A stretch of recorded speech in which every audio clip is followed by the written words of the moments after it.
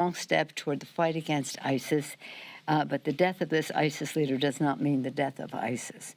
Congress remains ironclad in our commitment to our national security, and we will continue to work closely with the administration to defeat this terrorist state and keep America and our allies safe. Today, we are having previously scheduled classified briefing by the cabinet officers. At the beginning of that briefing, I have been told that we will have a briefing from Secretary Austin about the strike of last night. But it's so sad because this leader of the ISIS, maybe it's what they believe or whatever, but he decided that he would blow himself up and his children and his family with him as well. That's what happened last night. This week, it's a very happy week for us because that Competes Act is on the floor. It's a momentous one for the future of America's workers and the economy. And as the House passes the Competes Act, ensuring our nation is preeminent in manufacturing, in innovation, and in economic strength. It's about research. I want to salute our chair of the Science, Space, and Technology Committee, Madam Chair Eddie Bernice Johnson, for the great work that she has done largely in a bipartisan way. I don't know if the votes will reflect that, but the bills that came out of her committee, as well as some of which passed on the floor, passed in a strong bipartisan way. Here's what we get here. We have always been a beacon of excellence in science and engineering and innovation in the world. And we invested in education and innovation and the rest. Then other countries copied our path, and they emerged as well. So we have competition now.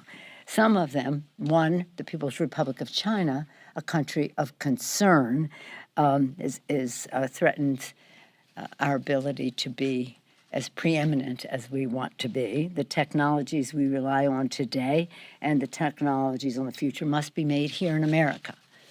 And this is what is happening in the Biden administration to make us more self-sufficient with American workers. It's an imperative for America's security and the financial security of America's workers and our families that we are self-sufficient.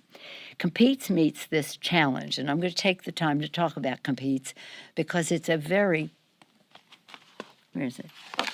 This is not the bill. This is just what we sent out about the bill. It's very intense. It's intensive. Competes meets this challenge first by investing $52 billion to support the manufacture of chips and semiconductors. Kathleen, do you know how many chips are in an electric car? 2,000. Non-electric car, 1,000. But the absence of chips is hindering our manufacturing of cars. We need more chips, and we need them to be made in America. They are the lifeblood of modern technology, but are increasingly being made abroad, again, sometimes in countries of concern, leaving us vulnerable on supply chain issues. And that makes cost higher, and it contributes to inflation. We are bringing production back. So that's $52 billion, chips, semiconductors. Secondly, the CHIPS Act invests $45 billion to support manufacture and acquisition of critical goods or industrial equipment essential for our national security. And I'm going to read you this from here and hope that you would read this. It authorizes $45 billion for grants, loans, and loan guarantees to support supply chain resilience and manufacturing of critical goods, industrial equipment, as I say, and manufacturing technology. This is how it relates to our economy and our families. Supports the manufacturing or equipment acquisition of critical goods or industrial equipment that are essential for the national security and economic vitality. Critical goods include key components and products for public health, biological preparedness, information and communications technologies, energy and transportation sector industrial base, and agricultural commodities and food product supply chains. This is a magnificent piece of work. And I'm very eager. I'm very proud of the support it has had, as I said, in a bipartisan way. I don't know if that would be in the votes. So I told you something about that. I can talk more about it if you want. But we must continue to reduce our dependence on goods made in other countries, especially countries of concern, and bring production back home. Said one was the 52 billion for chips. The second was 45 billion for the supply chain. Third, and this is not about money, but with the bipartisan bills that are contained in this, we are advancing U.S. scientific research and innovation excellence to ensure that we lead the technologies of the future. And fourth, we're positioning U.S. interest and values to win on the world stage, holding the People's Republic of China accountable for using slave labor, which is a human rights issue and hurts U.S. workers. Okay, so again, more American goods made here at home lowers costs and strengthens supply chains for America, ensures that America, not the People's Republic of China, writes the rules of the road for the 21st century. Speaking of the People's Republic of China, before I came here, and that's why I'm a few minutes late, I testified at and then listened to the testimony at the Congressional Executive Commission on China hearing. Tomorrow, the Olympic Games begin in China, and we heard from voices of the oppressed who spoke out on human rights violations being perpetrated by the host nation. While we fully support our athletes and have not called for a boycott by the athletes, we cannot be silent on human rights in China. We called for a diplomatic boycott, but not an athletic one. That's last year, called for no official U.S. presence at the Games, which President Biden has supported. Other countries have followed our lead. For example, the United Kingdom, Canada, Australia, Belgium, Denmark, Estonia, Latvia, Lithuania, the Baltic states. Meanwhile, as Congress, I wish you could have heard the testimony, and it was live streamed, perhaps some of you saw, of the witnesses. They were so eloquent in representing every aspect of human rights violations, including genocide. But what's important to note and how it relates to the economy is that when you talk about the Uyghurs and the camps that these people are sent to and the rest, when we talk about genocide, that would be enough justification to oppose what the PRC is doing, but it's not the only reason. What it does is say to American workers, you must compete with slave labor. And they were very eloquent in presenting how pervasive the cotton made in the Uyghur camps and the rest is not only as a resource to perhaps U.S. manufacturers, but others as well. So this is not just a human rights issue, it's an unfair trade issue as well. Again, we are, of course, the subject at hand is the omnibus bill that Rosa DeLauro is brilliantly taking the lead on, setting us for a strong omnibus to address critical priorities for the American people. Right now, we are going back and forth with authors between the Democrats and Republicans, and we're hoping to reach a deal on a top line very soon on that. I know that's an issue that you're concerned about because that relates to schedule. And speaking of schedule, I am very proud that on schedule our goal was to reach 1,000 infrastructure events. We're nearly 1,300 infrastructure. I think it's 1,271 infrastructure events so far around the country. Again, about bridges and roads and water supply, getting the lead out, broadband, issues that relate to safety on our streets, even some relationship to addressing the climate crisis. As we spread the word of our victories for the Democrats, we remain hard at work to help to pass BBB as well as voting rights. One connection between infrastructure and omnibus is that some of the money in the infrastructure bill cannot be freed up until we pass the omnibus bill. So for these and other reasons, to meet the needs of the people, to show that Democrats deliver for the people, and we want to do so in a strong bipartisan way, we have to get that. We're hoping to get that done as soon as possible in terms of the infrastructure bill. Excuse me, the omnibus bill. Any questions? Madam Speaker, a new Instagram account called Dear White Staffers has been collecting troubling. Excuse me, can we, if you got something extraneous, I'm happy to get to it, but let's talk, we're trying to keep government open, we're trying to be preeminent in the world, and I'm happy to come back to that. Any questions on what we're doing here? Jake, what do you got? What do you have? I'm wondering about sanctions, Russia sanctions. Yeah. Where do you land? Are you in favor of preemptive sanctions? What is your general thinking at the moment? We have two bills, a bill in the Senate, the Menendez bill, and then in the House, Mr. Meeks's bill from his committee. They're on a similar path. There are those, someone on the Republican side who would like to have the preemptive, have these sanctions first. Where I come down, and in keeping with the guidance from my committee chair, Mr. Meeks, and the administration, I think it's really important for us to use the sanctions if the Russians strike. It is important because it's where leverage is at maximum. If they do this, then we strike.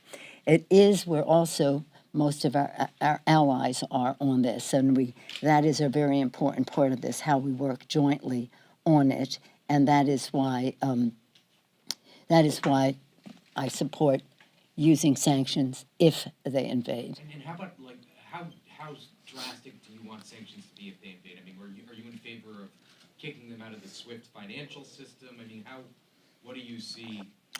Well, the committee, I think they have to be very much more forceful than they have been, because we're talking about an invasion of a country. We're talking about NATO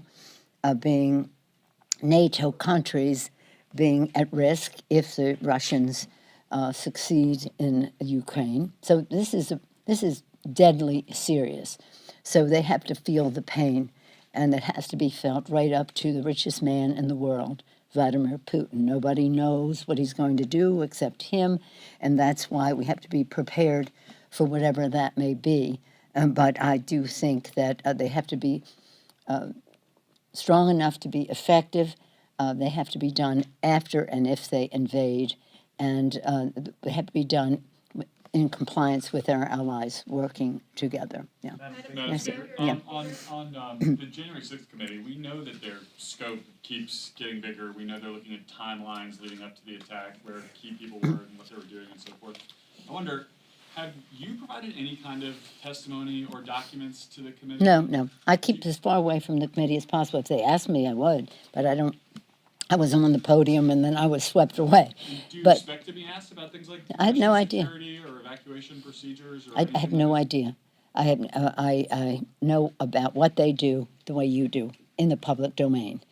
We authorize them. We give them the resources they need to do what they do.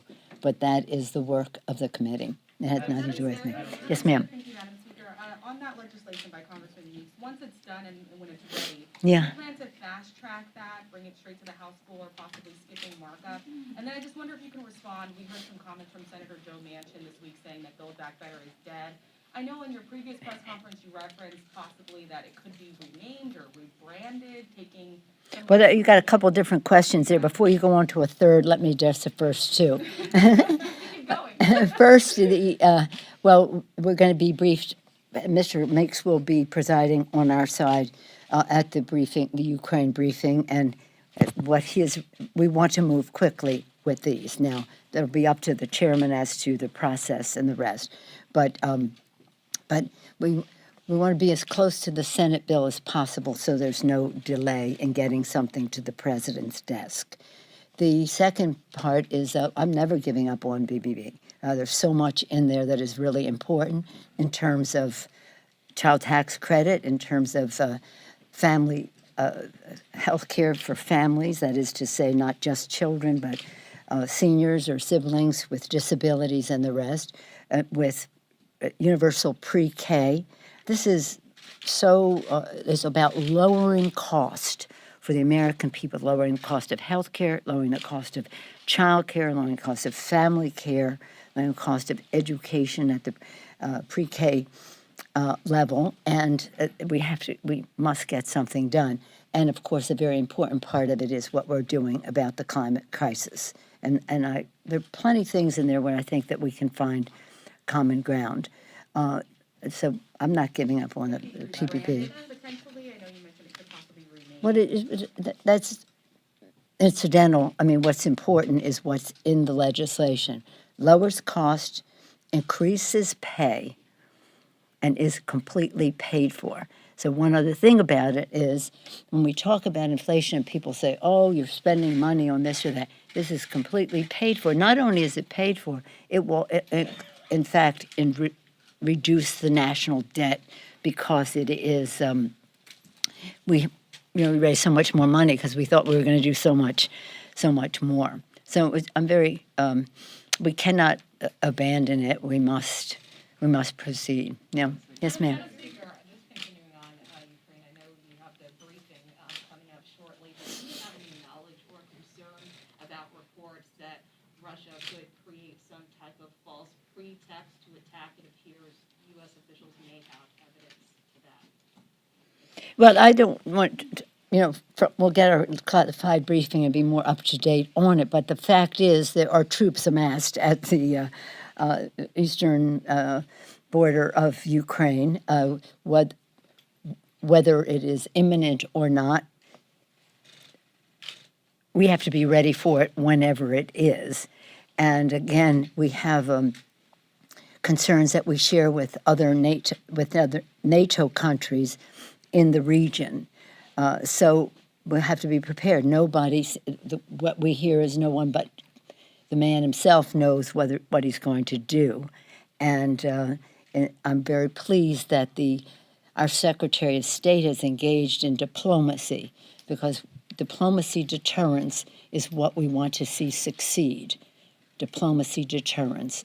The Secretary Blinken has been forceful in that engagement, but that engagement also, in order to be good peacemakers, you have to show that you can be a good fighter, I always say. So we'll see. But in terms of their intention, I have nothing to share with you about the intelligence on that here. Yeah. Good morning, thank you. What do you got? Good morning, thank you. So, to follow up on Ukraine and Russia here, obviously, last summer, the House Then I'll take you now. approved to revoke the AUMFs from 01 and 02 here. 02 Yeah, yeah. But there has been some concern by progressives in the House, Barbara Lee, who was the only one who voted against the Afghanistan resolution in 01, saying we should lean on diplomacy first. Are you concerned about the military moving these troops, even though they're not going to have boots on the ground, and what the concerns are about members of your caucus who say, we just repealed these AUMFs, what is Congress's role as it pertains to war powers to be involved in moving these troops forward in Europe? Well, you have a multifaceted question, but the fact is we have to do a new AUMF, authorization for the use of military force. What is there is stale, old, and we have to do it. It's challenging because you have to decide on many things. The authorization for what? What is the purpose? What is the scope?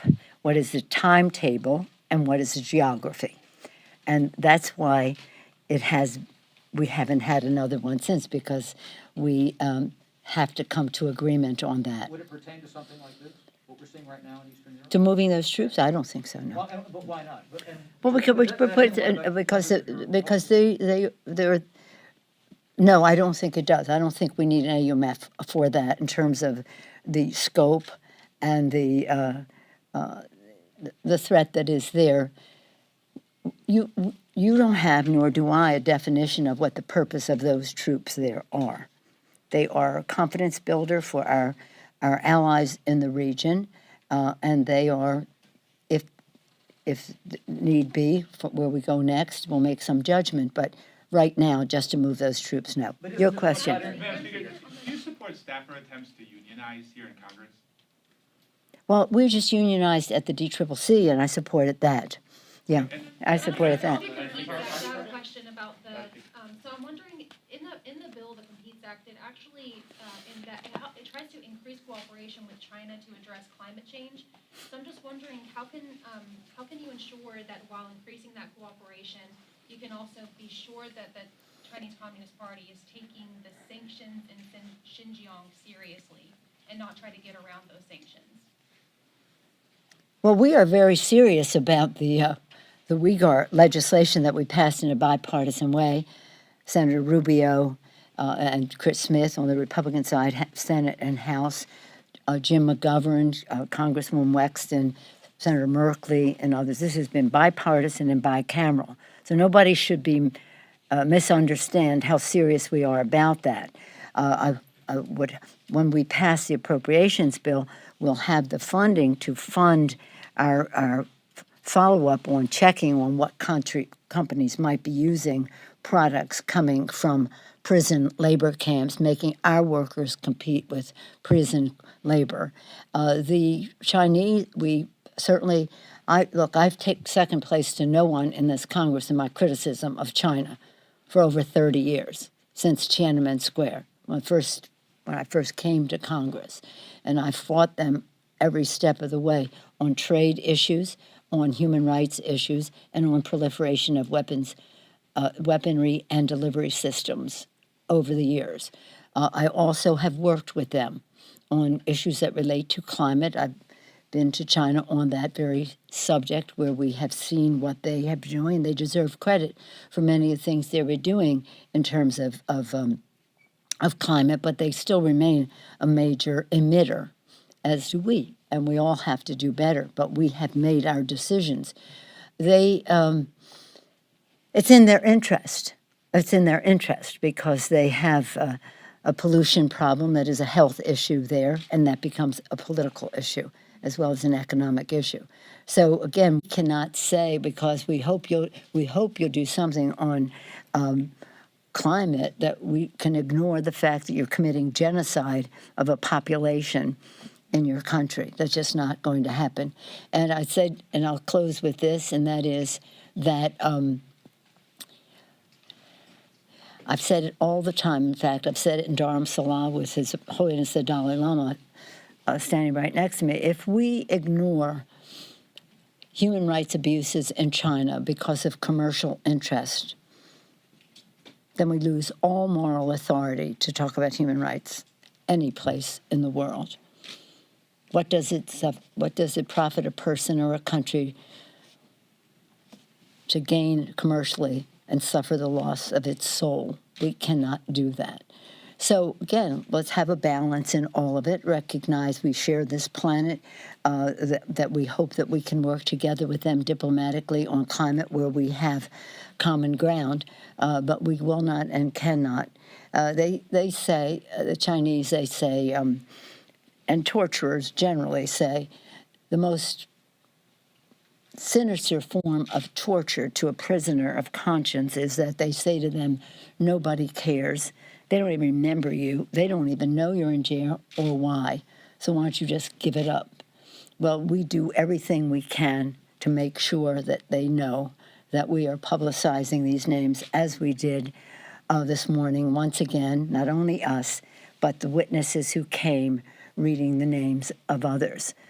So again, what the Chinese are doing to these people and their families, if their families, for example, testify that their loved one is being imprisoned endlessly for practically nothing. We've been listening and watching Speaker of the House Nancy Pelosi hold her weekly news conference. Where Press Secretary John Kirby is speaking to reporters. Let's listen in. I think you know that it's common practice when we conduct raids of this kind to try to collect information and material that might help us in the continued prosecution of these kinds of operations and operations against ISIS, and I think that's as far as I'll go. Say yes or no?